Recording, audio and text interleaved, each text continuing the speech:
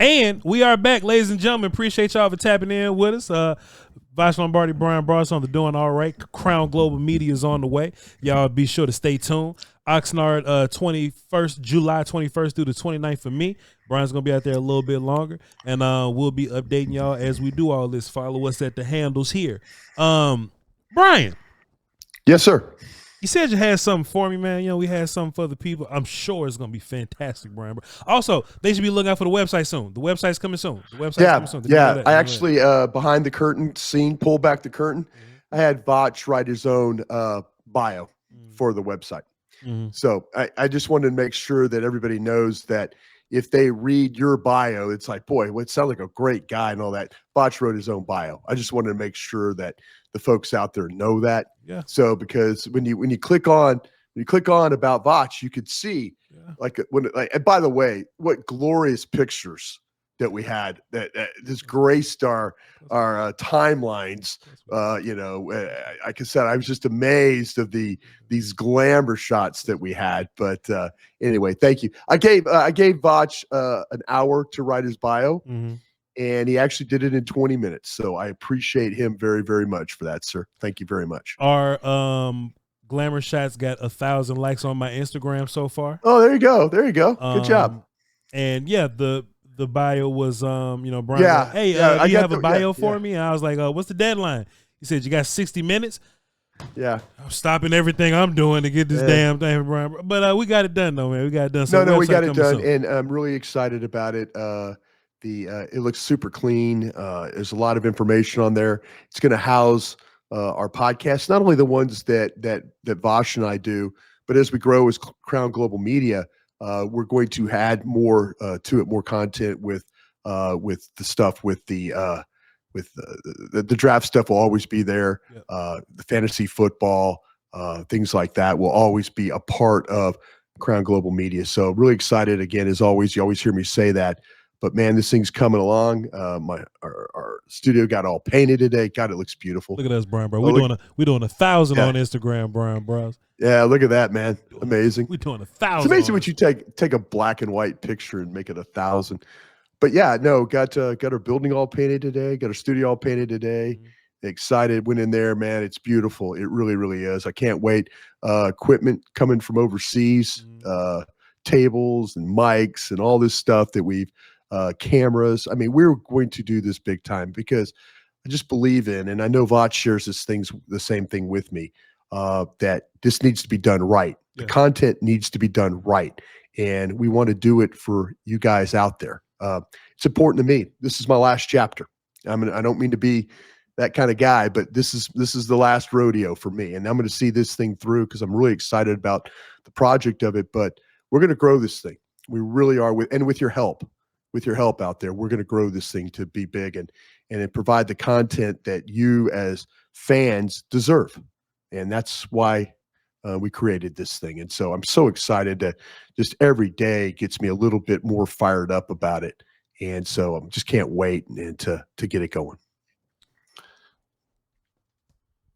Man, Brian, you said you had a topic for me, man. You said you had something interesting you wanted to bring to the table to kick this thing off. What you got for me, Brian, bro?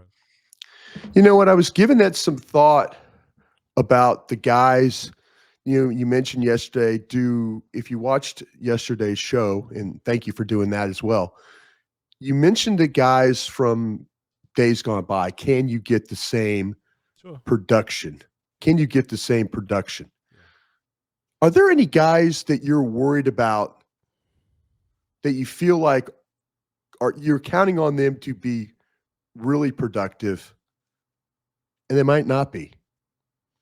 I mean, and like I said, we're in that mode right now where we're looking at this team and we're like, okay, I'm counting on this guy and I'm counting on this guy. And, I'm really counting on Tyler Smith and I'm really counting on, but is there a player you kind of have or player or two that you have at a high level in your mind? But man, please don't let me down. Well, Brian, injury can be a strange lady. So anytime players coming off of injuries, it could be weird. I think what's interesting for the Cowboys in the situation we're in is, we're not just campaigning for the 17-game season. We're looking for postseason as well. Right. So we have to consider the guys that are hurt that are coming back from injury. Right. And that's what I really, worry about. So the guys that are coming back for injury, Brian Broaddus, shouts out to Josh Butler, man, but I don't think he's going to move the needle either way. Right. Right. But but a lot is, and Jerry Jones told you this. Jerry Jones looked us in the eye and said, "Hey, man, depending on how some rehab goes, you know what I'm saying." Well, I think it's the point, real quick, Voch, that he even called out Diggs. Yeah, that's where I was because going. I think, there you go. And I'll let you finish your thought. I think the fact that he called out Diggs tells you what he thinks about his rehab guys. Mm-hmm. Go ahead. I'm sorry, sir. Yeah. No. Your rehab guys, we got a lot. Like banking on is Diggs and Overshown. Diggs and Overshown. And both those guys kind of attack the offseason differently. We have a really good reputation for one, a really skewed one for the other player. But your cornerback room is needing Diggs to come back and be the dude that caught 11 picks a couple years ago, and Overshown to be the guy that he was last year. Now, of course, if they come back healthy, knock on wood, nothing goes wrong, you get really good at corner, you get really good at linebacker at the end of the season. But if there's any setbacks with either one of those guys, fuck, man, you really want to go into the postseason with the same questions at corner that you have now, or at linebacker that you have now. And the bad part about it is if it ain't Diggs, man, you leaning on Kalen Carson. If it ain't Overshown, now those old veteran guys that you signed in the offseason, traded for in the offseason, and Louisville, those are the guys you're banking on. So it gets a little weird, Brian. Yeah, I think the hurt players, I think Jerry Jones, that's a big concern for him. Because the fact that he called out Diggs, I mean, it was, and I'm saying called out, but he did throw it out there. I mean, you and I talked about this a year ago, even before Jerry made this comment, that Diggs didn't exactly attack his rehab like he needed to. Yeah. But Jerry's probably thinking like, damn it, Diggs, I need you to play. I need you to be out there and play. Yeah. Can I give you a guy that I think can't regress? Can I give you a guy? Can I make one guess? Go ahead. Terrence Steele. No, it's on the offensive line. It's on the offensive line. Oh, okay, cool. Guyton can't regress? No. He needs to go up. He needs to go up. Okay, so BB then. It's BB. Yeah, okay. Yeah. I mean, you're an old offensive line guy. Yeah.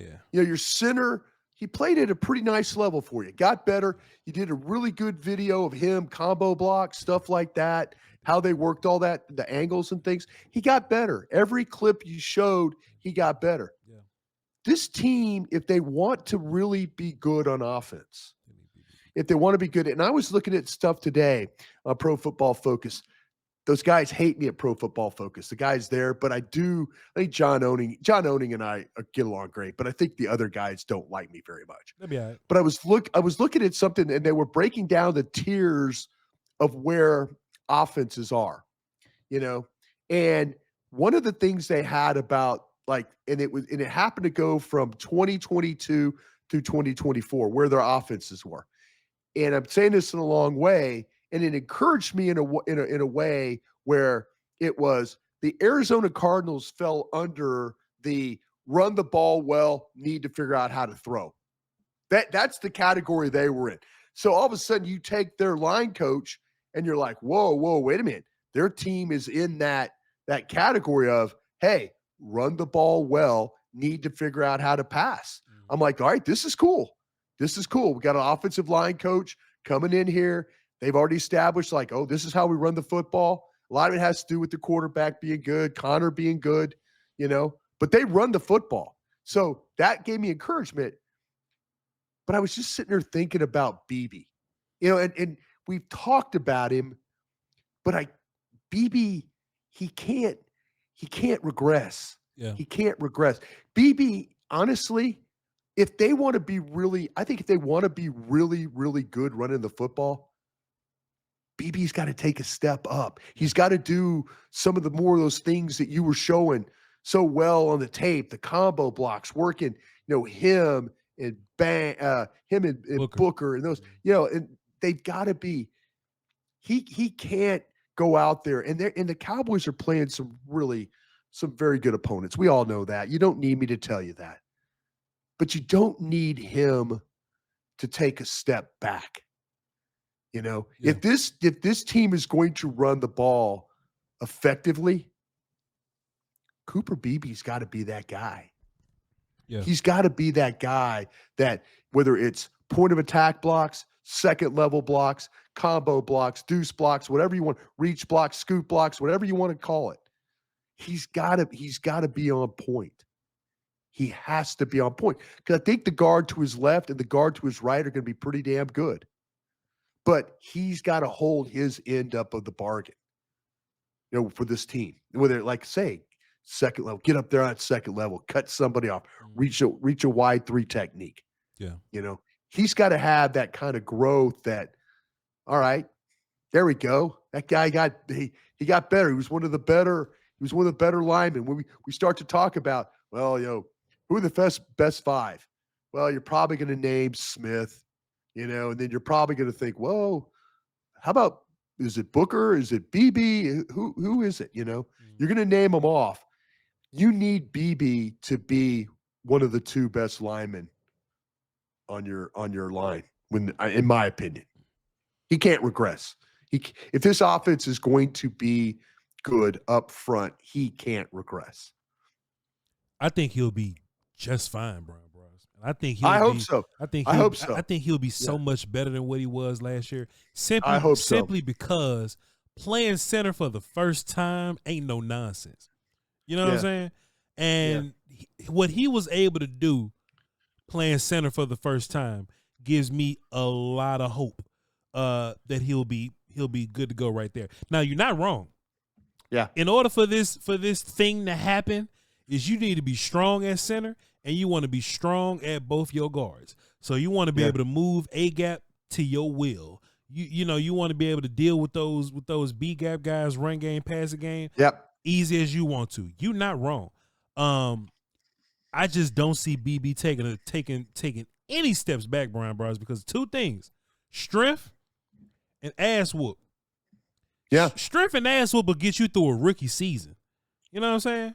And as long as BB's working hard and going through the program and not missing days, it's not a doubt in my mind that he's not going to show up and do his thing, because if he's on the program, he's already strong. If he's on the program, he comes back stronger. He comes back stronger. I'm more concerned about Booker than I am BB. And I ain't concerned. Wow. And look, I'm not even concerned about Booker at all, but it's just that the fact that Booker's a rookie, so you got to just see with rookies.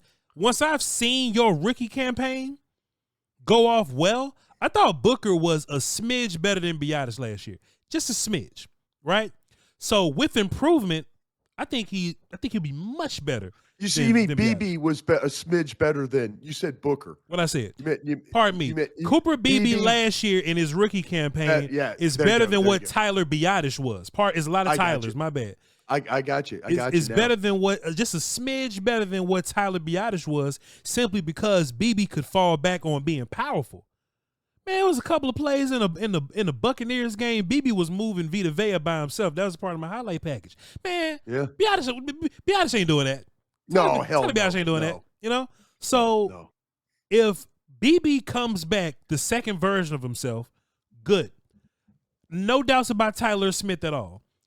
I think Booker at least is going to be better than what BB's rookie year was. He ain't going to be Zach Martin, but he'll be better than what BB's rookie year was. Your guards will be fine. Terrence Steele and Tyler Guyton are the key, Brian Broaddus. And look, one thing about Schottenheimer I can give him credit for is he didn't just hire coaches that's coaching because they rent due. Like, he brought in coaches that's in demand. So Connor Riley, Clayton Adams, you know what I'm saying? I expect those guys to not only elevate offensive line, and Brian, you know this, sometimes it ain't even all about elevating offensive line. Sometimes it's just about running plays that your line is good at. So letting those two guys work together, I'm assuming and I'm hoping, this is where I'm really hoping, and I pray about it at night, you know what I'm saying, is that Terrence Steele can go back to being year 3 Terrence Steele, and that Tyler and that Tyler Guyton can simply be serviceable to good. Yeah. I like what you're saying. The thing that I'm happy for Steele about, I think getting Mike Solari out of the building helps him. I think Terrence Steele, his demeanor, not calling him a soft player, maybe a little bit of a coach yells at you, hang your head kind of guy because he wants to do well. Mm-hmm. He wants to do well. I don't think Mike Solari really helped him. I don't. But it's funny, once they replaced Martin, he started playing better. Yeah. But I totally agree. Hey, how about, we were talking about the corners. Bland can't regress, can he? No, because Bland's the guy now. But what if he does? What if he does? That's a nightmare situation, right? If Bland regresses, I think you just got 3 regular ass corners. You know what I mean? It'll answer questions about who you re-sign in the offseason. That'll help. Sure. That'll help. Sure. But you would rather Bland pay well and be forced to have a problem of whether you pay him or not. Nobody's celebrating that Bland plays terribly and we go, well, at least we don't have to pay him. Nobody really wants that. Not celebrate, but you can't afford it. You can't. You definitely can't afford all these guys. You can't afford it. You can't afford, and that's what I'm trying to get at here. Yeah. You're kind of counting on BB on the offensive line. We're counting on Bland because there's so many other damn questions about the secondary there. Sure. And if he plays, if he struggles, and that's kind of a nightmare to me. Yeah. I honestly, Brian, I like Bland a lot. I don't see Bland as a break the market type corner though. You know what I mean? But what's going to happen is if Bland, because he owns the pick 6 record, if Bland goes out and he doesn't regress, Bland is going to want, or Bland's agent is going to want some top tier money. Bland ain't going to want, third tier cornerback money like the Joneses probably want to pay him. I think they'll let him walk just like they let Byron Jones walk. They just let Byron Jones walk.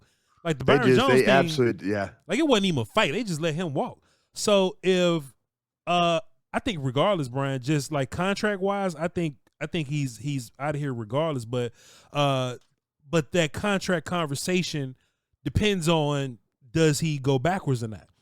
If Bland goes forward and he's a stud, then we get a 3rd round comp pick next year or the year after, whatever. Year after, But if he falls back, then hey, then maybe we'll sign him cheap, or maybe it'll be a 5th or something like that. I do think Bland is your best corner, and I would rather have Bland than not have him because you are trying to win those games. But Bland, if Bland goes backwards, then now you're looking at Elam, Carson, and what's my man's in the nickel, the undrafted kid, our guy that we like. I got the Hall, Keemon Hall. Yeah, you don't want to walk out there with Keemon Hall, Kyer Elam, and Kalen Carson, or you don't want Bland to blend in with those guys. Right. Brian, how about this? You want to talk about a guy that can't go backwards? Yeah. How about George Pickens? We up here talking about. Look, we ain't think about it because he ain't really a. No, You want George Pickens to be the best that he can be. If you trade a 3rd for George Pickens and we talk all this hype up around George Pickens and we get all excited about George Pickens, he start dropping passes. He can't jump over people no more, and he ends up being like an 800-yard receiver. I'm gonna be sick, Brian, bro. We can't afford for George Pickens to fall off. Man, is that the one? That might be the one for me. Is that the number one? That Brian, you need George Pickens to be. We haven't said a bad word about George Pickens. We haven't even the off the field. I mean, it ain't off the field. I mean, the guys in Pittsburgh tell me, hey, he's competitive. He just wants the ball. That kind of thing. He's not a bad guy. Yeah. He's not beating up people and stuff like that. I mean, but yeah, boy, now you bring that up. To meet the expectations, Brian, you want George Pickens to be the guy that's beating up on Sauce Gardner, Patrick Surtain, Terrell. Right. You want that guy paired with CeeDee Lamb. If George Pickens falls off and he's Gallup, man, I'm a bit let down, Brian. I'm hurt. Honestly. Pickens might be the guy. Write that shit down and take that to the radio. If Pickens don't damn. I'll tell you what, man. I'm gonna definitely ask this question tomorrow on the radio. Yeah. Like, what if Pickens isn't as good as advertised? I'd be devastated, Brian. I'd be devastated. I'd be hurt. I'd be so damn hurt. Cause I'm up here with Pickens, Brian. I didn't even think of him. I was thinking of guys that's been here. Because you're automatically feeling like that Pickens could be fine. Yeah. But now you put it that way since we're playing this game. Sure. Since you were playing the game, you're really, really counting on Pickens to help CeeDee Lamb. You're hoping that Pickens is better than CeeDee Lamb. If we go out there week 1 and George Pickens get locked up by Keely Ringo, yeah. I don't know what the hell I'm calling out. I don't know what the hell to say to y'all. I don't know what the hell to say to y'all. Not Quinyon Mitchell. If Keely Ringo locks him up versus the Eagles, I'm hiding I'm gonna put a paper bag over my head like the old Saints fans used to do, Brian Broaddus. I wouldn't be able to face y'all if this George Pickens that I've hyped up this entire offseason got shut down by just some guy. I've been advocating for George Pickens to be a number 1 receiver type guy that beats up on number 1 corners, and he's in the best offense with the best quarterback with the best wide receiver help he's ever been a part of. And Keely Ringo put hands on him. Bro, I'm gonna retire, Brian. I'm leaving Crown Global Media, man. No, you can't do that. I got your picture on the website. You can't do that yet. That's fair. But go ahead. We signed up for 18 weeks. That's it. And when the 18 weeks is over, we sign up for a draft. We'll do that too. Reevaluate. We'll reevaluate. Let's see where the money at. But Brian, Pickens is the one. All this talking we doing just made me think about it. Pickens the one, Brian. I honestly, when I was coming onto the program, I was thinking, I don't need my center to be bad. I don't need my corner to be bad. I never in my mind ever thought about the wide receiver being bad. If Bland is bad, it'll suck, but I just draft another corner and I just play Revel. If Pickens is bad, I don't know what the hell we do now. Our third is gone. What the hell we do? Yeah. I don't know, Brad. That's the one right there. That one was that's pretty. If play on a bigger level than that. What if Smith, and you're an offensive line guy, as we said. Yeah. What if Smith's not a Pro Bowl guard? Sure. If Tyler Smith is bad, I think that's something different. I'm just firing Connor Riley at that point. Okay, yeah, okay. We'll stay off the offensive line. Smith too good. Yeah. Our expectations aren't great for safety. I don't think. I mean, you can't even say that these guys fall off because the level of play. Yeah, they're not all that high. I'll tell you what. I've sold people on Sanborn, the linebacker. Yeah, I think Sanborn will be fine. Yeah. See, now what if all of a sudden he's not? Well, because I think he's going to be one of the starters. Because I'm watching him play for the Bears, and I'm watching this dude make plays. Yeah, I'm thinking, all right. The Bears effed this one up. They let a guy walk for nothing. And so my mind, I'm thinking like, but what if he's not that guy on film? If Sanborn's bad, we can survive it because he's Sanborn. We'll just put Leofau there. Brian, if Dak Prescott is bad. What if Leofau's bad? If Leofau is bad, then fine. We'll put Buddy Johnson there. I'm not moved. If Dak is bad, if Pickens is bad, you're in trouble. If Lamb get a bad case of the drops, if Michael finished the season with like 8 sacks and he don't really get pressures like that, like him not showing up to camp or something, he kind of fell off a little bit. Oh, and all of a sudden he doesn't show up and he's holding out, and then it turns into, oh, he really wasn't practicing, and it takes him to week 4. Oh, wait a minute. He didn't sign in time. He's not playing against the Eagles on Thursday. Yep. I could see that scenario. I could absolutely see that scenario right there. That's the very short list that'll devastate me. 488 Pickens, because I think he's going to change his number again. Yeah. And Michael Parsons. I think that's your short list of, if they're bad, I don't even know what to say to the audience. Yeah. I don't know what to say to the audience. What about Schottenheimer? What if he go out there and call some nonsense? What if he go out there and look like Linehan? What if we don't move forward play calling wise? What if we trash on offense? See, I have a feeling I know about these players,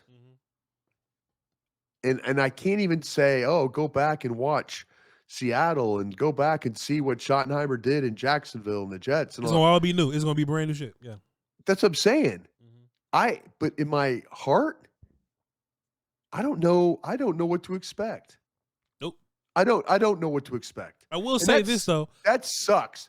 But if you tell me the things that give me hope, is that you got a line coach that was with the team that knew how to run the football, and maybe you can convey that. Right. But I don't. This is one of the biggest mysteries to me is Brian Schottenheimer, play caller. Yeah. Well, Pickens, Dak, and Turpin have all come down. They've all come out and talked about shifts in motions. Like they've all emphasized shifts in motions. So that's a start. Yeah. Mike McCarthy can come out all he wants and say, well, we don't necessarily like shifts in motions, but when you shift in motion, your offense is like top 10 by the numbers. By the numbers. But when you don't, you're like in the 30s somewhere. That's just facts. See, this is another thing that Pro Football Focus, and I sound like I'm shilling for them right now and telling them what to do. But they had the helmets. They had good but predictable. Yeah. Good, not predictable. Okay. Bad, predictable. Bad, not predictable. It's on a grid. It's on a grid like a cross grid. Yeah. So you got these teams in these various categories. And so Pro Football Focus is saying that the Ravens and the Buffalo Bills are this elite. They're elite. They're the team that's good, not predictable kind of a thing. Offense. Guess where Dallas falls in the categories that I just gave you. Of the good, predictable, good, not predictable, bad, predictable, bad, not predictable. Where do you think the Dallas in the grid? Based on last year, this goes on from 2022 to 2024. They're probably good, predictable, maybe. They're right in the dead middle. Because we could be all those things. We could be good or bad. Yeah. You look at the grid. Yeah. They are on the dead middle, slightly above the center of the cross. They are not good, predictable. They're not bad or good, not predictable. Yeah. They're above the line, but they're on this. They're dead in the middle. They're not. Their identity, the last 22, 23, 24, last 3 seasons, has been a team that is dead in the middle, whether you're good, predictable, bad, predictable. That's been this offense. Yeah. That's where everybody else is in a category.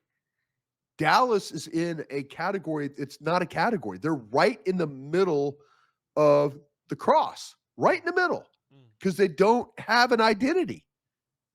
Schottenheimer's got to change that, right? Got to change that. And I hate identity talk, by the way. Yeah. I used to work with a guy, Ari Timken. Yeah. I love Ari. Ari's a great guy. Ari, after a Cowboy loss, Brian, what's the identity of this team? I'd go, Ari, it's a team that just got its ass kicked and have lost 3 straight games. Yeah. That's their identity right now. Right. But their identity, according to Pro Football Focus, is right in the middle. They're nothing. They don't have an identity. Schottenheimer's got to change that, right? Yeah, he has to. Got to change that. He has to, and I think that starts with Dirty Mackin. Seeing what Mike McCarthy did. Dirty Mackin. Keep all the good shit. Man, Dak, man, you love to run these plays, man. Man, I don't know why Mike had you running them bad plays. Boy, CD, you mean tell me Mike had you run upfield and turn it around 75% of the time, CD? Man, let's open it up a little bit. And Schottenheimer markets himself as player-friendly guy. So if he's player-friendly guy in that way, I think the offense will be fine. He doesn't have to revolutionize offense. He just got to simply not have the wide receivers run the field and turn around. If he can do that, Yeah. We'll be good to go. Appreciate you, sir. Fantastic, sir. Hey, man. Once we get in the studio, we got to end every show with a handshake. I think that's hard. You know. Absolutely, man. Absolutely. Get you a handshake. Announcement for tomorrow night. We'll have a special guest. Let's keep it a secret because the last 3 times we had guests, they're like, "Oh, I got something to do." Oh no, this guy said he'd be on. This guy said he'd be on. Okay, he did. He actually said he's looking forward to it. Does he know me? He knows you by working that you and I do. I'm around. Yeah. Okay, but hell no. Yeah, who doesn't know you? My God, Brian, I just assume nobody knows who you know everybody. You know everybody by name. Like there's a thing, I forgot the name of the thing. It's a scientific number that you only can remember so many names and faces or whatever. The number's like 70 something. But Brian, every time I'm talking to you, I'm like, "What's up, bro?" "Oh yeah, I was talking to Jeffrey Jeffrey Tenamowitz. He's the dude that shines the star at the, you know what I'm saying, at the thing, and he's da-da-da-da-da." I'm like, damn, you know everybody but the dude that does the equipment, the dude that took photos, the dude that does the website. You just know everybody by first and last name. You know all the people. I assume don't nobody know me until they walk up and say, "Oh, Voch, I know you." I'm like, okay. Well, no, I mean, I think the one thing the older you get, you pride yourself on relationships. I built a lot of friendships over there in 14 plus years working at DallasCowboys.com and then working in scouting. It's all about how you treat people. I mean, and I'm trying to take that to our company with Crown Global Media, treating people the right way. You're not always going to agree with me or I'm going to agree with you, but I mean, I believe in treating people the right way. Sure. So, I mean, it's important. And a lot of people I've maintained friendships with because just that's what it was. It was always a friendship, and it always was, "Hey, let me help you with this. Let me help you with that." I'll tell you how Matt Eberflus and I didn't know Matt when Matt Eberflus first came around. Matt was one of those guys. He was a coach, and somebody told Matt Eberflus that I could help him with some passes to a golf event. And so Matt got my number from somebody, and they called me up, and I said, "Yeah, coach, how many do you need?" "Oh, 2. Okay. Here we are." Matt Eberflus and I talk, and and not, like I say, there's times when I like ask him questions, and I'm not saying he's always going to be a source for everything. Sure. But it's a friendship. Yeah. You do something for somebody, and they do something back, and it's it works that way. Yeah. And so I always believe about that, treating people the right way. I really, really, really, really do, because that comes back, like I say, a lot of the work we're doing with Crown Global Media are guys and gals that have worked with the Dallas Cowboys that I know, that have worked on that big stage, that have played at a very, very high level. Yeah. So that's why we do it. So looking forward to it, man. Well, I'm only going to be at .com for a year, so I don't know Jeffrey Timanowitz that dropped. No, you will. Fries. You will. I'll tell you where you're gonna have some fun. What's that? Training camp. Yeah. I'm gonna introduce you to everybody that I know you're gonna meet, and they'll know who you are. Yeah, they'll know who you are.